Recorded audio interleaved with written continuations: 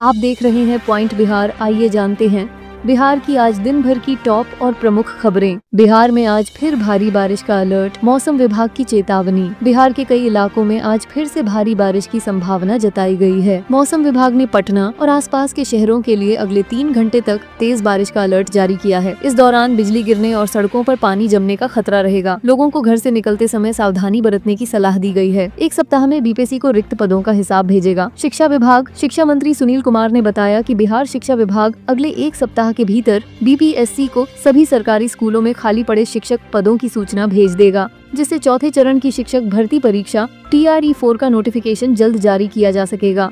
इस तैयारी के लिए राज्य के सभी जिलों से रिक्त पदों की सूची मंगवाई गई है और रोस्टर क्लियरेंस संबंधी प्रक्रिया थोड़ी देरी कर रही है। अधियाचना भेजे जाने के बाद बीपीएससी द्वारा भर्ती प्रक्रिया आगे बढ़ाई जाएगी।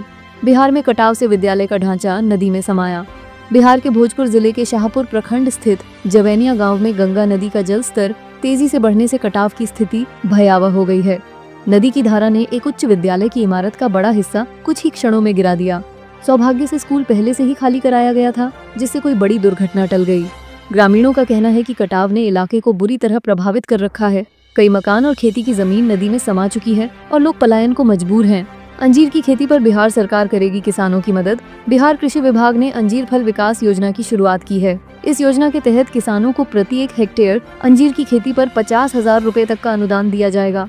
योजना राज्य के 32 जिलों में लागू होगी। किसान ऑनलाइन आवेदन कर सकेंगे और कृषि विभाग की वेबसाइट से जुड़कर लाभ उठा पाएंगे।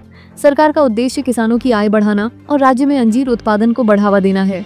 अमित शाह को कैसे पता कि बीजेपी सरकार 40-50 वर्ष तक चलेगी? राहुल गांधी का नया सवाल। लोकसभा में विपक्ष के नेता राहुल गांधी ने मधुबनी में वोटर अधिकार यात्रा के दौरान पूछ परख उठाई कि केंद्रीय गृह मंत्री अमित शाह को कैसे मालूम कि बीजेपी की सरकार आने वाले 40-50 वर्ष तक चलेगी। उन्होंने तंज कसते हुए कहा कि राजनीतिक भविष्य बताना तो सामान्य बात नहीं और केवल इसलिए ऐसा आत्मविश्वास दिखाया जा सकता है क्योंकि वोट चोरी हो रही है। गांधी ने आरोप लगाया कि यह विगत वर्षों से हो रही प्रक्रिया है। डीडीयू से पटना तक तीसरी चौथी रेल लाइन का निर्माण योजना तैयार। भारतीय रेलवे ने पंडित दीनदयाल उपाध्याय रेलवे स्टेशन से पटना एवं आगे किऊल तक तीसरी और चौथी रेल लाइन बिछाने की योजना तैयार कर ली है। डीडीयू से किऊल बीच दोनों नई लाइनें और किऊल से झाझा बीच केवल तीसरी लाइन बनेगी। यात्रियों और माल ढुलाई के दबाव को कम करने के लिए इंजीनियरिंग स्केल प्लान बनाया गया है, जिसमें ट्रैक का लेआउट, जमीन की आवश्यकता और स्टेशन पासिंग मार्ग शामिल हैं। इस योजना से ट्रेनों का समय पर संचालन संभव हो सकेगा। रेवंत रेड्डी को बिहार बुलाने पर राहुल प्रियंका से माफी की मांग। केंद्रीय शिक्षा मंत्री धर्मेंद्र प्रधान ने कांग्रेस नेताओं राहुल गांधी और प्रियंका गांधी वाड्रा से आग्रह किया है कि वे वोटर अधिकार यात्रा में तेलंगाना के मुख्यमंत्री रेवंत रेड्डी को शामिल करने के लिए बिहार वासियों से माफी मांगे। उन्होंने उस विवादास्पद टिप्पणी का जिक्र किया जिसमें रेवंत ने कहा था कि बिहार का DNA घटिया है। साथ ही उन्होंने आरजेडी नेता तेजस्वी यादव से भी माफी की अपील की है। ट्रंप के टैरिफ से बिहार के मखाना, लीची, आम और हल्दी निर्यात पर भारी असर। अमेरिका द्वारा भारतीय उत्पादों पर टैरिफ बढ़ाए जाने के बाद बिहार से अमेरिका को होने वाला कुल निर्यात लगभग 250 करोड़ रुपए प्रभावित हो सकता है। खासकर मखाना, लीची, हल्दी और जर्दालू आम जैसे कृषि उत्पादों पर इसका असर पड़ेगा। मखाना उत्पादन का लगभग 25% हिस्सा अमेरिका जाता है, जबकि बिहार देश का करीब 80% उत्पादक है। बढ़े हुए शुल्क से अमेरिकी मांग घटने की आशंका है, जिससे निर्यातक नए बाजार तलाश रहे हैं। गौछारी स्टेशन पर कटिहार पटना इंटरसिटी एक्सप्रेस का ठहराव शुरू। खगड़िया पटना इंटरसिटी एक्सप्रेस अब गौछारी स्टेशन पर भी रुकने लगेगी। यह फैसला स्थानीय सांसद की पहल पर लिया गया है। सांसद ने अपनी मांग रेल मंत्री को पत्र के माध्यम से भेजी थी, जिस पर रेलवे ने सहमति जताई।